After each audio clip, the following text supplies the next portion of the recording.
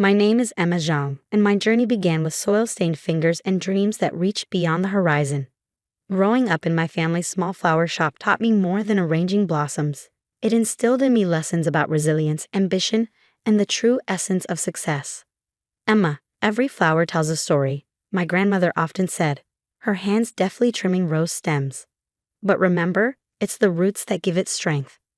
Her words lingered in my heart as I watched our little shop battle the rise of big-box retailers and online competition. While my peers played with toys, I was learning the intricacies of profit margins and inventory management, determined to protect our legacy. By 16, I built our first online ordering system with nothing but YouTube tutorials and sheer grit. Emma, this is amazing. My father beamed as orders began pouring in. But deep down, I knew this was just the beginning.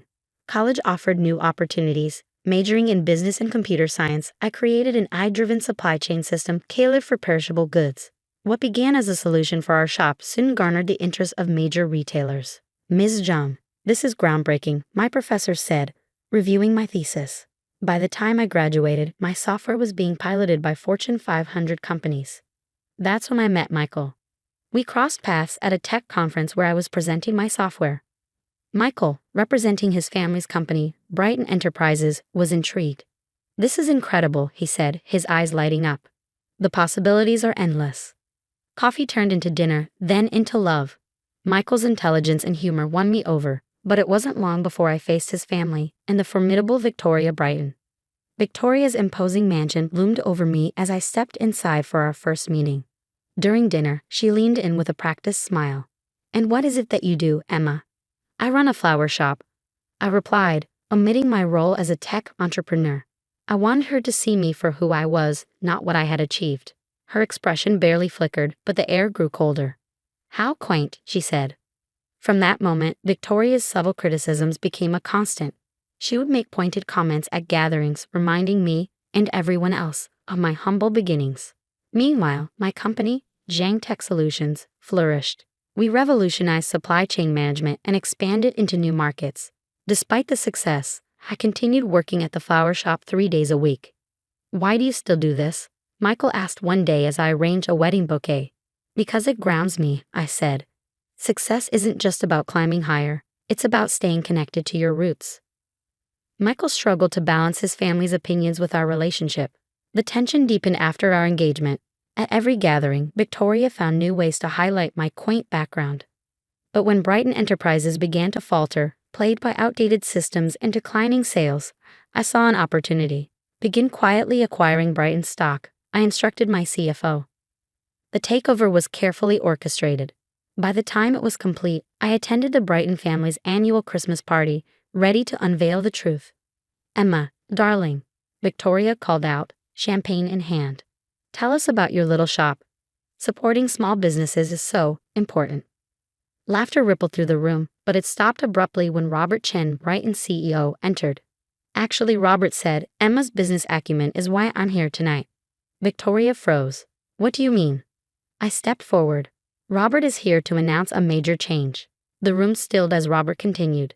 "As of last week, Zhang Tech Solutions acquired a controlling interest in Brighton Enterprises." Gasps filled the air. Victoria's champagne glass slipped from her hand, shattering on the floor. "That little shop," I said calmly, "helped me build Zhang Tech. And now, Brighton Enterprises is a subsidiary of my company." Michael turned to me, stunned. "Emma, why didn't you tell me?" "I tried," I said evenly, "but every time I started, you changed the subject, or let your mother speak over me." Victoria's voice wavered. "You can't do this." Robert held up documentation. "It's already done. Zhang Tech's innovations are saving your company." "Your pilot programs," Victoria whispered. "The ones I rejected. That was your software." "Exactly," I said. "You saw the future and turned away. I didn't." For the first time, Victoria was silent, and as the room buzzed with murmurs, I realized that sometimes blooming where you're planted means shaking the very ground beneath you. "Yes," I said evenly, meeting Victoria's glare. "I submitted the proposal through a subsidiary because I knew anything bearing my name would be dismissed outright. Your pride cost Brighton Enterprises millions in potential savings." The room buzzed with whispers, the kind that would ripple through charity galas and dinner parties for months. Victoria's perfectly curated social circle was witnessing a spectacle they'd never forget. Security will escort you to your office tomorrow to collect your personal belongings, I continued. Your severance package is generous, all things considered. Severance? Victoria's voice cracked, a faint tremor betraying her composure. You're firing me? The board made that decision unanimously, I replied. Your resistance to innovation and documented discriminatory management style left them no choice. Michael stepped between us, his expression pained. Emma, please, she's my mother. And for 2 years, I watched her belittle me while you stood by silently, I said, my voice steady. Now you can stand by as I rebuild something better from the ruins of her arrogance. Victoria's face turned crimson. You ungrateful little. Careful, Robert Chen interrupted smoothly, stepping forward. Anything you say could impact your severance. The air was stifling, heavy with the tension of dozens of eyes watching the drama unfold. Phones were discreetly recording. Socialites pretended not to eavesdrop, but no one missed a word. Michael, I said, softer now. I loved you. But during all those silent dinners and cruel remarks, I learned something. You never loved me enough to defend me. That's not fair, he protested weakly. Isn't it? 2 years, Michael. 2 years of watching her treat me like I was beneath her. Would you ever have stood up to her? His silence was louder than any answer. Victoria suddenly lunged forward, grabbing my arm. You can't do this to us. We're Brightons. This company is our legacy. Security appeared instantly, prying her hand away with firm but polite efficiency. Your legacy, I said quietly, was built on pride and prejudice. Mine will be built on progress and respect. As Victoria was led away, still protesting, I turned to the room. Please enjoy the rest of your evening. Brighton Enterprises begins a new chapter tomorrow. Robert raised his glass with a small smile. To our new CEO. The room erupted in hesitant applause, underscored by murmured conversations and furtive glances. Michael stood frozen, torn between following his mother and confronting me. Emma, he finally said, his voice soft. We need to talk about this. I slipped the engagement ring off my finger and placed it in his hand. No, Michael. We needed to talk about this 2 years ago. Now it's time to say goodbye. The next morning, the headlines were ablaze. Tech visionary acquires Brighton Enterprises in bold takeover. My phone buzzed nonstop with reporters seeking comments about the flower shop owner turned corporate mogul. Walking into Brighton's headquarters felt surreal. Employees stared as I passed, whispers trailing behind me. Victoria's former office, now mine, boasted a breathtaking view of the sea. Mrs. Zhang, Sarah, my assistant, appeared at the door. Victoria Brighton is in the lobby. She's demanding to see you. Is she alone? I asked. No, Mr. Brighton. Michael is with her. I sighed. Escort them to the conference room. Let's get this over with. Minutes later, I faced Victoria and Michael across a gleaming conference table. Victoria's tailored suit and polished demeanor couldn't mask her fury. You've made your point, she said through clenched teeth. Name your price. Excuse me? To sell the company back, she snapped. Everything has a price. I leaned back in my chair, folding my hands. Brighton Enterprises isn't for sale, Victoria. This isn't a negotiation tactic. You think you can run this company better than me? She demanded, her voice rising. The numbers suggest I already am. Your resistance to digital transformation and your outdated leadership drove this company into decline. And your personal biases, I paused, locking eyes with her, have only compounded the damage. Michael broke the tense silence. Emma, please, this is our family's legacy. And you squandered it, I said firmly. The board backed this acquisition because they recognize the need for change. Your family name won't shield you from market realities. Victoria's composure finally cracked. You vindictive little. Mrs. Brighton. Robert Chen interrupted as he entered the room, his tone measured. Your severance package includes provisions for professional conduct. Professional? She laughed bitterly. She stole our company. I purchased it legally, I said coolly. Your mismanagement made that possible. Now, shall we discuss the transition professionally, or will security need to intervene again? Michael reached for my hand across the table. Emma, what about us? I pulled my hand away. There is no us, Michael. Last night proved that. Because I didn't defend you? He asked, his voice desperate. I was trying to keep the peace. No, I said, my voice soft but resolute. You were avoiding conflict, just like you always have. Victoria stood abruptly, her chair scraping loudly against the floor. This isn't over. Oh, it is, Robert said firmly. Any attempts at retaliation or legal interference will be met with swift consequences. As they left, I turned to Robert. How's the internal response? Cautiously optimistic, he admitted. Your track record speaks for itself, but there's resistance in some corners. Over the following months, Brighton Enterprises transformed. Zhang Tech's innovations revitalized operations, and employee morale surged. Despite Victoria's attempts to undermine me through gossip and a failed lawsuit, the business world applauded our turnaround. One quiet afternoon, I visited my family's flower shop. My grandmother greeted me, her hands deftly arranging a bouquet of roses. I've been reading about you, she said with a knowing smile. Are you happy, Emma? I touched one of the soft petals, thinking of all that had happened. I'm proud. That's different from happy, isn't it? She nodded. Your roots made you strong. Just remember, even the tallest tree needs to bend with the wind sometimes. Are you telling me to show mercy?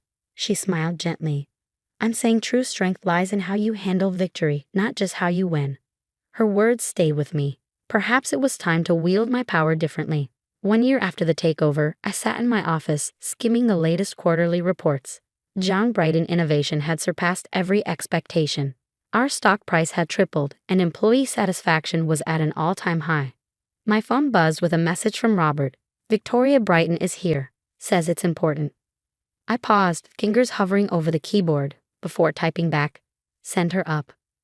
When Victoria entered, she looked almost unrecognizable. The designer ensembles and air of invincibility were gone, replaced by a plain business suit and the quiet weight of humility. Streaks of gray wove through her once flawless hair. Thank you for seeing me, she said, her voice subdued as she took a seat. What can I do for you, Victoria? She placed a neatly organized folder on my desk. These are the documents you requested, proof that I've completed the corporate ethics and diversity training programs. I glanced at the folder and nodded. After the lawsuit, her completion of those programs had been a condition for any future dialogue between us. And, I prompted, watching her carefully. And she hesitated, her composure faltering. You were right. About everything. I let my biases blind me to progress. I treated you, poorly because of my own insecurities. I leaned back in my chair, studying her. What brought about this realization? Losing everything, she admitted, her voice quiet.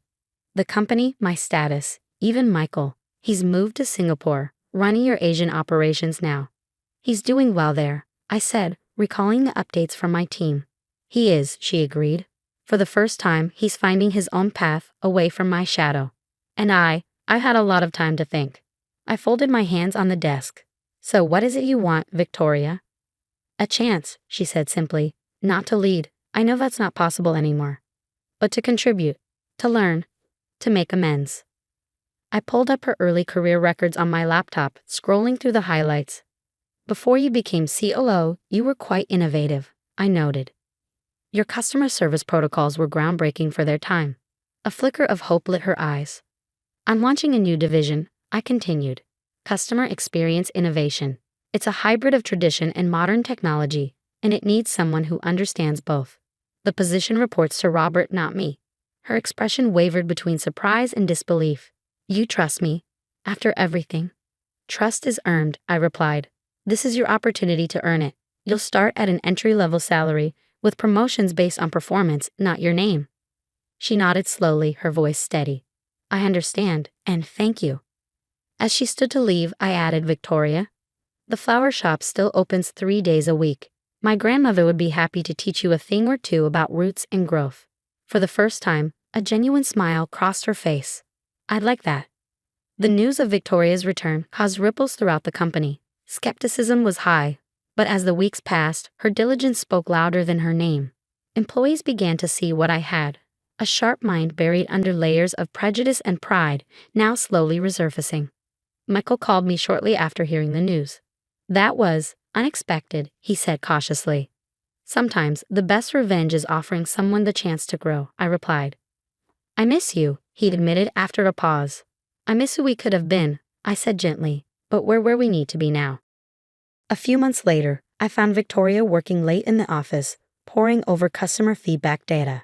Her glasses perched on her nose, she barely looked up as I entered. I've been thinking, she said, gesturing to the data. If we integrate behavioral psychology with your AI systems. I smiled, recognizing the spark of innovation in her eyes. Go on. That night, driving home, I stopped by the flower shop. The air was fragrant with the scent of freshly arranged bouquets. My grandmother was locking up, her hands stained with petals and pollen.